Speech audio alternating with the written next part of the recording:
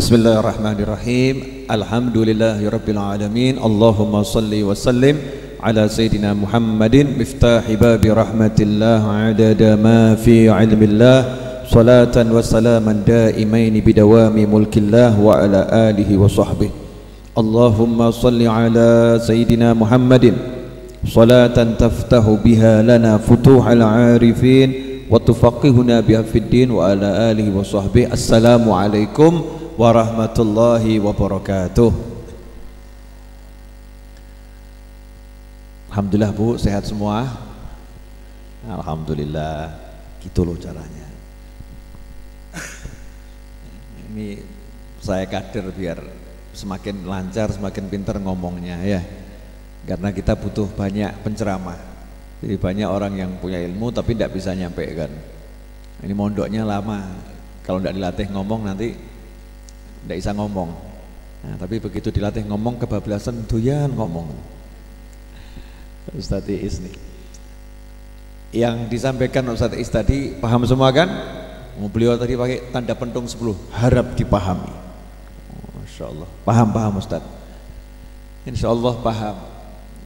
Jadi apapun masalahnya, istighfar adalah solusinya. Dah itu dibuat judul meme, selesai itu. Apapun masalahnya, istighfar adalah solusinya. Kok bisa begitu? Kenapa? Karena masalah itu kebanyakan timbul karena orangnya bermasalah. Masalah itu kebanyakan timbul karena orangnya bermasalah. Kalau orangnya tidak bermasalah, maka masalah tak akan menjadi masalah. Silahkan pusing dulu. Saya ulangi ya. Ya, masalah itu timbul kebanyakan karena orangnya bermasalah.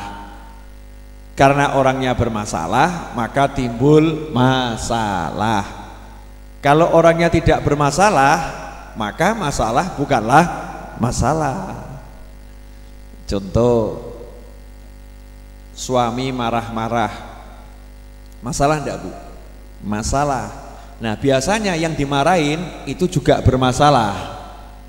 Bermasalah bagaimana? Satu, mungkin sholat subuhnya telat. Dua, mungkin utang puasa nggak dibayar-bayar. Padahal sudah mau masuk Ramadan. Ini kan punya masalah sama Allah dia ya. Ya, tiga, dia mungkin tidak menjaga kehormatan suaminya. Ya, dandannya bukan lagi makeover. Make gitu ya. Dandannya over luar biasa. Mungkin pakaiannya tidak nutup aurat. Dia punya masalah. Nah, sehingga dia dikasih masalah. Tapi kalau orangnya tidak punya masalah, orang soleh, orang baik, begitu dapat masalah nyantai dia. Masalah is not masalah. Kenapa? Karena ada yang maha menyelesaikan masalah, dan resepnya cukup sederhana. Wa may yattaqillaha yaj'al lahu makhrajan wa yarzuqhu min haitsu la yahtasib.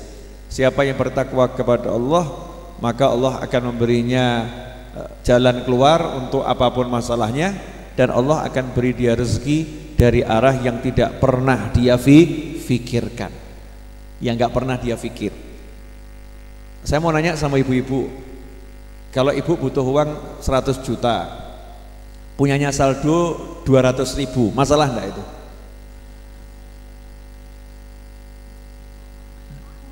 Nah, butuhnya 100 juta, punyanya 200.000, itu masalah atau enggak masalah? Masalah banget. Ya, masalah banget. Selesaikan, karena kita ini kan termasuk satu di antara dua orang. Satu, bisa jadi kita memang orang yang bermasalah. Yang kedua, mungkin kita bukan bermasalah. Ya, mungkin kita bukan bermasalah, tapi lagi ngalami masalah. Dan untuk kedua kelompok manusia ini, tetap istighfar adalah solusinya. Karena istighfar itu bagian dari takwa. Istighfar bagian dari takwa. Orang yang bertakwa, dia istighfar, masalahnya selesai. Nah, yang kurang bertakwa dia istighfar, pantes dosanya banyak. Dengan dia istighfar, dosanya diampuni, masalahnya juga selesai. Makanya ketika Sayyidina Hasan Al-Basri rahimahullah ditanya, ada satu orang lapor, saya udah nikah sekian tahun kok nggak hamil-hamil. Ya itu yang disuruh istighfar satu, yang minta doa itu ya disuruh istighfar. Kalau saya tambahin, zamannya kan beda zaman sekarang ya. Suami istri suruh istighfar pasti, sekalian mertuanya suruh istighfar. Jadi kadang tuh cucu nggak muncul karena mertuanya ini jengkelin, mertuanya nyebelin. Kalau dikasih cucu dia seneng, sama Allah nggak dikasih cucu dulu. Kenapa? Kurang ajar sama Allah mertuanya. Ya, calon kakek, calon nenek ini nggak takwa sama Allah Subhanahu wa Ta'ala. Sebetulnya yang lagi bermasalah bukan suami istrinya, tapi yang bermasalah adalah calon kakek, calon nenek. Tapi seringkali calon kakek, calon nenek nggak sadar yang disalahkan adalah anak dan menantunya. Betul lah, betul. Nah, jadi istighfar semuanya. Punya utang, suruh istighfar.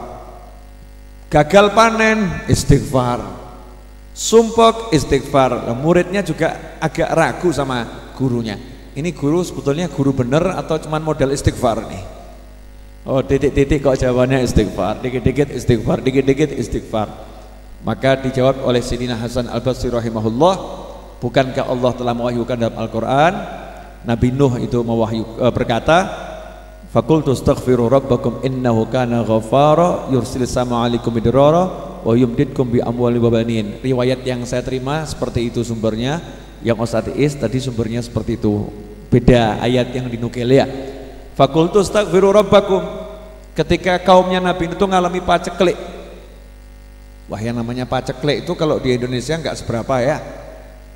Kita kan negara khatulistiwa, panasnya nggak terlampau panas, panasnya nggak terlampau panas. Tapi coba kalau di Timur Tengah, saya waktu haji itu merasakan panas 50 derajat tuh ya kroso. Panas ya, hampir 50 derajat Celcius tuh panasnya luar biasa.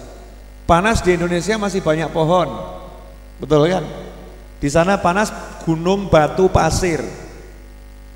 Udah panas gunung batu pasir. Zaman dulu belum ada AC, belum ada AC, kipasannya ada manual. Ya, kipas manual, panasnya luar biasa sehingga banyak hewan yang mati.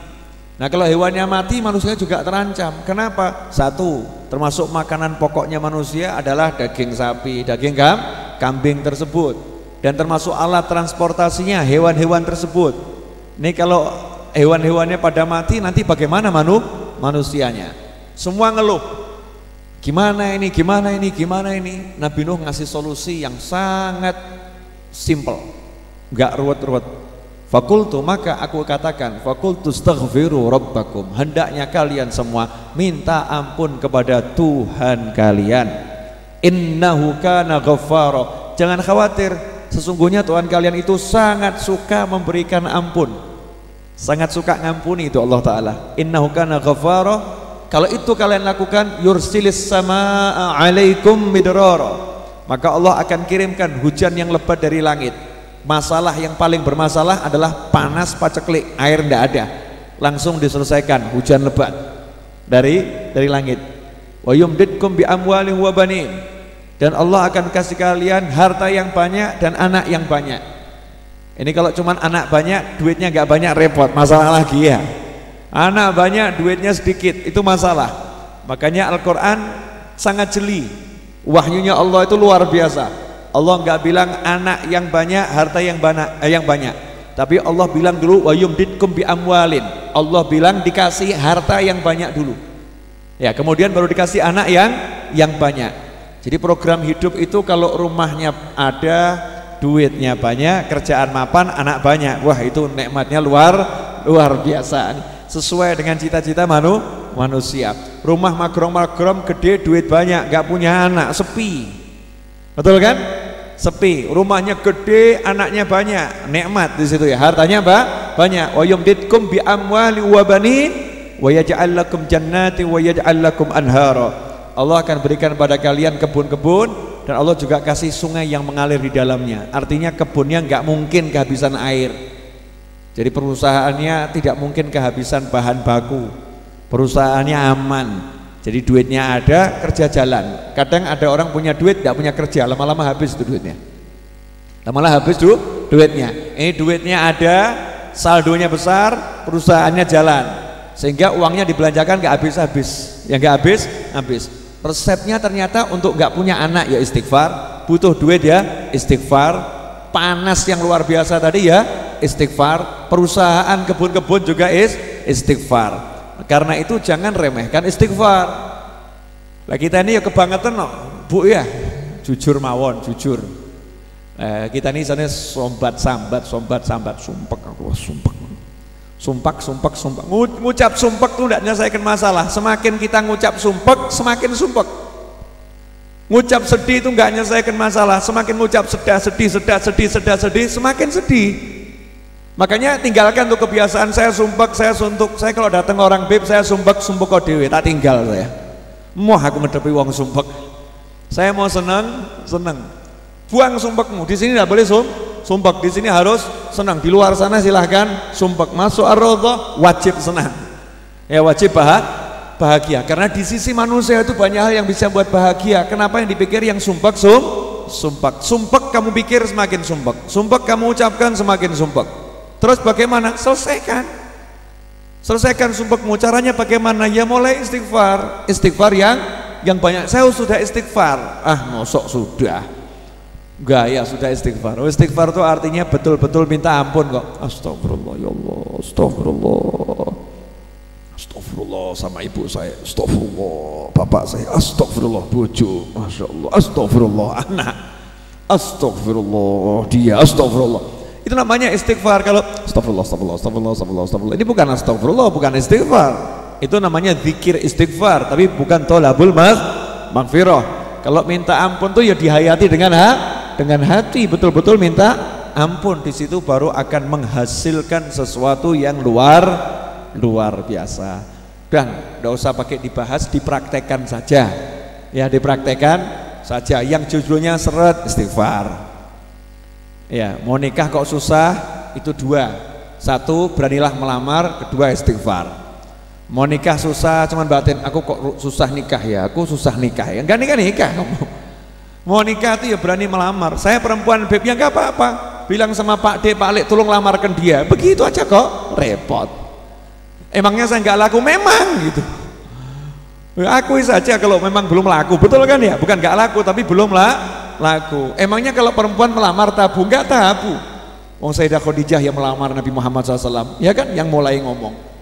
Walaupun Rasul yang melamar, tapi yang mulai ngasih kode siapa? Sayyidatuna Khadijah radhiyallahu ta'ala anha. Sayyidatuna Hafsah putrinya Sayyidina Umar bin Khattab radhiyallahu ta'ala anhu. Bahkan bapaknya keliling nawarkan ke Abu Bakar, ke Umar, ke Uthman, ditawarkan, mau enggak sama putri saya. Bapak yang genah begitu. Jangan tambah ngomong, masa saya suruh nawarkan anak saya, seperti anak saya enggak laku-laku. Nah, ini bapak enggak genah ini. Kalau yang genah justru carikan calon mantu ngomong. Sembari istighfarnya ditekuni biar dapat yang pas, dapat yang bagus, dapat yang menyenangkan dunia akhirat. Jelas? Insyaallah. Mana yang belum dapat ini? Yang belum dapat tolong dibagi dulu. Ya, ibu saya tuh kalau lihat yang belum dapat tidak bisa. Ya, biar semuanya dapat. Lanjut. Nah sekarang saya mau ngajari yang lain. Ini bulan Rajab. Kalau bab istighfar sudah alhamdulillah paham semua, tinggal praktek ya. Rajab itu syahrul liqa. Bulan Rajab itu bulan perjumpaan, bulan pertemuan. Bulan pertemuan. Pertemuan apa? Satu, pertemuan Nabi Muhammad SAW dengan para nabi dan rasul. Dengan para nabi dan rasul. Yang kedua, pertemuan Nabi Muhammad SAW dengan Allah Subhanahu wa Ta'ala. Ya, dengan Allah Subhanahu wa Ta'ala. Jadi pertemuan Rasulullah dengan Nabi dan Rasul. Yang kedua, pertemuan Rasulullah dengan Allah Subhanahu wa Ta'ala. Pertemuan yang agung-agung. Orang pengen ketemu presiden, pengen ketemu gubernur ya. Nah, kalau ketemu para nabi pengen enggak? Ketemu Allah Ta'ala, apalagi gitu ya. Dan itu didapatkan oleh Nabi Muhammad SAW di bulan Rajab. Nah pertemuan ini ada asal usulnya. ada tahapannya, ada caranya. Nabi kan ketika diisrokan dari Masjidil Haram ke Masjidil Aqsa, apakah ada kalimat Nabi akan bertemu para nabi di Masjidil Aqsa? Enggak ada. Agenda pertemuan Nabi dan Rasul di Masjidil Aqsa? Enggak ada. Enggak ada seperti itu. Yang ada pokoknya diberangkatkan dari Masjidil Haram ke Masjidil Aqsa. Ujuk-ujuk di sana, tiba-tiba di sana sudah kumpul para nabi dan Rasul. Betul begitu kan? Nah, yang pengen saya petik dan saya sampaikan pada sore hari ini cuman satu hal. Ternyata Allah Ta'ala mengajarkan kepada Nabi Muhammad SAW sebelum ketemu dengan para nabi dan Rasul untuk menjelajahi, mengunjungi napak tilas nabi dan Rasul tersebut. Jadi Nabi itu dibawa ke Palestina dulu, bukan ke Masjidil Aqsa. Dibawa ke Palestina kemana? Ke Bethlehem, ke tempat lahirnya Nabi Isa alaihissalam. Dibawa ke rumah lahirnya Nabi Isa. Suruh sholat di situ. Nih loh tempatnya Nabi Isa. Ya, muliakan nih tempat lahirnya Nabi Isa. Agungkan nih tempat lahirnya Nabi Isa. Ngagungkan dengan apa? Sholat di situ. Ini pengagungan yang luar biasa, bukan sekedar doa di situ, bahkan sholat. Doa yang paling utama adalah sholat. Kemudian Rasulullah diajak ke Bukit Tursina, tempat turunnya wahyu kepada Nabi Musa alaihissalam. Rasulullah disuruh sholihuna, sholatlah di sini. Rasul mengunjungi tempat turunnya wahyu kepada Nabi Musa. Bahkan Rasul diajak melewati dan mampir ke makamnya Nabi Musa alaihissalam yang tidak jauh dari Baitul Maqdis, tidak jauh dari Masjidil Aqsa. Nabi Musa itu wasiat kalau wafat minta dimakamkan dari Masjidil Aqsa sejauh lemparan batu. Dulu nggak ada meteran, jadi kalau mengukur tuh lempar batu agak keras, jauhnya berapa meter, umumnya lemparan manusia. Nabi Musa minta dimakamkan sejauh itu, artinya di sekeliling Masjidil Aqsa. Dan Rasulullah lihat Nabi Musa lagi sholat di makamnya, di makamnya. Setelah keliling ke tempat-tempat bersejarah, ya tempat-tempat yang mengandung nilai di sisi Allah Ta'ala, baru masuk Masjidil Aqsa. Di situ ketemu Nabi dan Rasul, dan beliau SAW sholat sebagai imam. Nah ini yang harus kita tiru. Jadi kalau kita ini pengen ketemu orang-orang soleh, ya pengen ketemu para wali, tempat-tempat beliau ya dikunjungi. Oh pengen ketemu Mbah Hasyim Asy'ari gitu misalnya ya datang ke pesantrennya, tempatnya beliau ngajar di mana, buku yang beliau gunakan untuk mengajar, buku yang beliau tulis, yaitu pelajari, ya bukunya dipelajari. Pengen ketemu misalnya dengan Imam Syafi'i, ya berangkat ke Mesir, ke Mesir. Orang berangkat ke Eropa aja ngeluarkan duit cuma nonton patung Liberty, menonton Menara Eiffel ditonton, patung Liberty ditonton ya. Lalu walaleh, nggak bawa manfaat, nggak bawa bencana, artinya suatu yang biasa-biasa saja, itu ditonton, ya ditonton. Kalau nontonnya gunung ya, itu masih oke, ciptaan Allah Subhanahu wa Ta'ala, keagungan. Tapi nonton patung, nonton menara, bukan nggak boleh ya. Yang seperti itu aja manusia mau, ngeluarkan duit banyak mau. Tapi kenapa kok nggak mau ngeluarkan duit banyak? Pergi itu sana ke tempat di mana Imam Syafi'i mengajar, pergi itu ke sana di tempat Imam Malik mengajar, pergi ke sana di tempat Imam Nawawi mengajar, pergi ke sana di tempat Syekh Abdul Qadir Al-Jailani biasa mengajar. Oh tinggalnya di sini, oh ngajarnya di sini, oh belajarnya di sini. Kunjungi tempat-tempat bersejarah tersebut. Dengan jalan-jalan mengunjungi tempat bersejarah, nanti hasilnya Allah akan pertemukan kita dengan yang kita kunjungi. Kalau kita mau mengunjungi, maka kita akan dikunjungi. Kalau kita mau mengunjungi, kita akan dikunjungi. Makanya umat Islam di Indonesia ini kan dari tahun ke tahun turun temurun diajari untuk berkunjung ke makamnya Sunan Ampel, berkunjung makamnya Sunan Bonang, berkunjung ke makamnya Sunan Kudus, berkunjung ke makamnya para wali. Untuk apa? Ya napak tilas, meniru Nabi Muhammad SAW ketika mengunjungi para anbiya wal mursalin. Harapannya apa? Nanti kita dikunjungi, ya, ketemu, bisa dalam mimpi ketemu, atau nanti kita ketika sakaratul maut ditemuin, atau nanti setelah meninggal dunia ketemu. Nah kalau ketemu manfaatnya apa? Ya nikmat toh. Ketemu orang soleh berarti kan nggak ketemu yang medeni, betul kan ya? Dikubur ketemu para wali berarti kan orang baik. Dikubur ketemunya sama yang gebuki kan ya, naudzubillah min dzalik. Dan itu hikmah dari Isra dan Mi'raj, perjalanan mengunjungi orang-orang yang mulia, tempat-tempat yang mulia, hasilnya ketemu dengan manusia-manusia yang mulia. Jelas ibu-ibu? Jelas. Hikmahnya sederhana toh? Nggak usah yang besar-besar dulu. Ini besar tapi nggak usah yang langsung puncak. Sholat kan udah sering ya. Nah kalau yang ini kan jarang dibahas toh, jarang. Nah, sekarang jenengan lihat di Solo, yang deket aja di Solo. Mana ya nampak tilasnya orang soleh di Solo? Ya kan ada toh nampak tilas orang-orang soleh di Solo. Oh lihat yang di Surabaya. Mana ya nampak tilasnya orang-orang soleh di Surabaya? Yang di Jakarta. Mana ya nampak tilasnya orang-orang soleh di Jakarta? Saya kemarin ke Singapura. Ya begitu dari bandara, bukan ke mall, bahkan saya tuh ke mall males.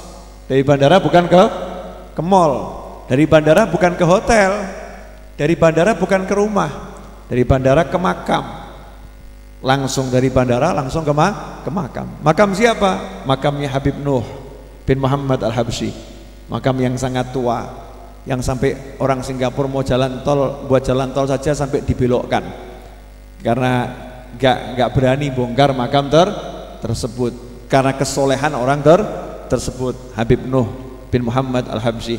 Jadi berangkat ke Singapura cari makamnya orang soleh. Berangkat ke Malaysia cari orang soleh. Ya, berangkat ke Jepang saya cari orang soleh. Siapa ini orang soleh di Jepang? Mana masjid yang paling tua di Jepang? Yang di Tokyo mana masjid yang paling tua? Saya pengen tahu masjidnya di mana. Nampak tilas itu. Nah kadang nih kita ndak, begitu dengar yang namanya Singapura langsung nih, wah, Orchard Road, masya Allah, ini ada tokonya, bla bla bla bla bla bla. Ya. Singapura nih, wah bandaranya keren. Yang dipikirkan kepalanya itu dunia dan dunia. Bahkan keliling ke mall-mall, masjid gak dimasukin, gak ada jadwal kunjungan ke masjid. Ya gak ada jadwal kunjungan ke masjid. Nah ini sangat disayangkan.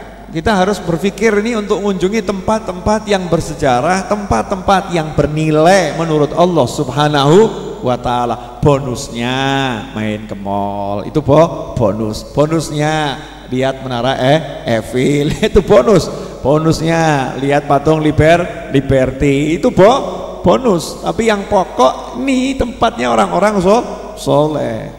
Habib di Amerika pada orang soleh banyak. Nah, kamu nggak mau cari ya nggak dapat. Kalau cari ya akan dapat. Dimanapun ada orang soleh. Dimanapun ada orang soleh. Jangan dikira nggak ada orang soleh. Di setiap tempat ada orang soleh. Masalahnya mau lihat apa enggak kita, mau cari atau tidak. Nah kalau itu kita lakukan, insya Allah ya, insya Allah bisa dikatakan hampir pasti.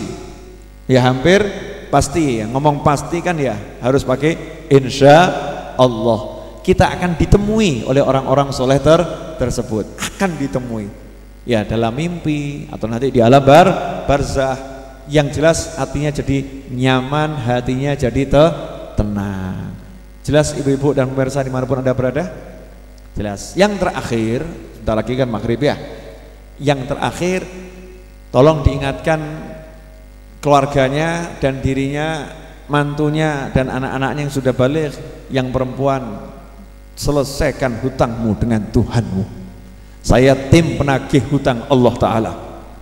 Para ulama ini jadi tim penagih hutang, wajib mengingatkan hutangmu ada berapa, segera selesaikan. Sebentar lagi Ramadan ya, sebentar lagi Ramadan, tidak ada alasan lupa. Ini sudah diingatkan, bahkan diperingatkan. Saya yakin masih banyak yang hutangnya kurang satu, hutangnya kurang dua. Betul ibu-ibu? Iya, alhamdulillah. Oh, ini termasuk para penghutang yang baik, gak lunas-lunas. Sama Allah saja gak dilunasi, apalagi hutang sama yang lain. Jadi nanti ibu kalau ditagih sama orang jawabnya begini, sorry mas, sama Allah saja hutang saya gak takut kok mas. Apalagi anda cuma debt collector. Anda kan debt collector paling mukulin. Ya itu saya gak takut mas. Wong sama Allah Ta'ala yang jelas Allah itu punya jagat raya, Allah punya semuanya, saya utang puasa saja saya nggak takut. Apalagi cuman sama kalian-kalian. Betul begitu ibu-ibu? Lah ya kita kadang walik-walik. Utang sama manusia takut-takut, utang sama Allah kok nyantainya luar biasa. Ya Allah maha lomo, tapi yo ngono yo ojo ngono. Jangan sampai lewat ya, sebelum Ramadan selesaikan ya, utangnya diselesaikan. Habib saya lupa kurang berapa hari poro luwe, gitu aja kok repot. Ini penyakitnya ibu-ibu, saya tuh nggak inget Bib kurang berapa. Ya dah, kira-kira kamu kemarin dulu nggak puasa berapa, 7 hari. Saya lupa udah bayar berapa, anggap burung bayar kabeh. Udah puasa 7 hari aja kok abotnya luar biasa. Udah puasa. Wong bayi di perut tuh nggak makan nggak minum, kecuali kalau ada kiriman dari ibunya aja sanggup kok ya. Nggak jelas rezekinya sanggup, menjenengan kan jelas nanti adzan maghrib yo buka kan begitu, jelas kok yo bingung. Oke, siap bayar utang? Yang sudah lunas nggak usah ngomong sudah, yang belum ini loh utangnya dibayar ya bu ya. Nah insya Allah adik saya bulan depan nih April akan produksi baju takwa yang biasa saya pakai. Ya, bajunya itu diproduksi oleh nama perusahaan produksinya Rasisa, Rasiso, entek gitu. Namanya Rasisa, itu adik saya dan beberapa temennya. Harganya insya Allah 200.000. Jangan kaget, kualitasnya kalau anda beli di toko itu baju-baju yang harganya 400-500 ribu, tapi saya jual 200.000. Itu dianggap teman saya Beb kemurahan, ini matikan pasaran, jual saja 300.000. Nah nanti untuk reseller, untuk yang kulaan minimal itu 20. Nanti kalau kulaannya semakin banyak, potongannya semakin banyak. Jenengan kalau butuh lapangan pekerjaan ya udah cari duit kira-kira 20 kali 200 berapa itu? Boh saya nggak ngerti. Nah 4 juta. Beb saya nggak punya uang 4 juta. Ya 4 juta kali orang 10 kan ya bisa toh ya. Misalnya satu orang aku duit sama ini kan jadinya gitu. Kalau beli eceran 200.000. Kalau misalnya apa namanya banyak persatunya mungkin jadi 150.000. Ya wes lagi wong 20 bayari si jiwai. Jadi engko itu regone mung 150.000, kumpul ke gitu kan, tidak apa-apa. Habibnya dibohongin boleh. Habibnya yang ngajarin kan nggak bohong itu kan ya, itu namanya jujur tapi pinter, ya rodok pokil gitu ya. Tidak masalah. Ya, maksudnya apa? Maksudnya biar saya pengen merubah sedikit gaya berbaju takwa. Nih baju takwanya biar rodok modis. Ya model-model yang begini nih bagus loh, bagus enggak? Yang bagus yang pakai atau bajunya? Wah, ngomong saja bajunya awas ya bajunya ya yang pakai dan yang nonton semuanya bagus. Insya Allah mulai bulan depan ya lagi dihitung-hitung biar kualitasnya bagus, hasilnya juga bagus. Nah nanti sebagian hasilnya karena saya ini termasuk bagian dari PNM-nya, penanam modalnya. Nah, untuk bagian saya itu untuk kepentingan Majelis Ar-Raudhah. Ya, Majelis Ar-Raudhah. Nah, itulah ajaran guru saya. Suruh obah terus. Ya, obah, ojo ngatung. Ya, jangan ngatung. Dan semoga bisa bawa lapangan kerja untuk teman-teman saya yang lain. Mbak Tian tuh mesem-mesem tuh. Karena beliau biasa jadi reseller tuh. Nah, makasih banyak, insya Allah doakan adik saya biar sukses ya, biar ibu saya seneng, biar gendang rabi. Ibu saya tuh nunggu mantu adik saya tuh kok rodok angel dia, masih senang membujang, masih senang membujang biar segera dapat jodoh yang bisa menyenangkan dunia akhirat. Insyaallah begitu. Siap membeli semuanya? Siap. Oh, cuman kalau siap dulu kan enggak apa-apa tuh ya, enggak beli enggak jadi masalah. Yang penting siap dulu. Nanti kalau sudah jadi saya akan launching di Majelis Ar-Raudhah dan majelis-majelis yang lain. Jadi ngewangi dulur kan ganjaran. Betul ya Bu ya? Daripada ngewangi orang lain kan ngewangi dulur dulu baru ngewangi yang lain. Yang jelas insya Allah jenengan buktikan sendiri kualitasnya bagus dan harganya itu tidak mahal. Kalau dijual kemurahan nanti saya menghancurkan pasarnya orang lain. Dilarang di dalam agamanya Allah Subhanahu wa ta'ala. Jelas ya? Demikian semoga bermanfaat. Mari kita tutup dengan surat Al-Asr. A'udzu billahi minasyaitonir rajim. Bismillahirrahmanirrahim. Wal 'asri innal insana lafi khusrin illa alladhina amanu wa 'amilus salihati wa tawasaw bil haqqi wa tawasaw bis sabr. Shadaqallahul 'azim. Wassalamualaikum warahmatullahi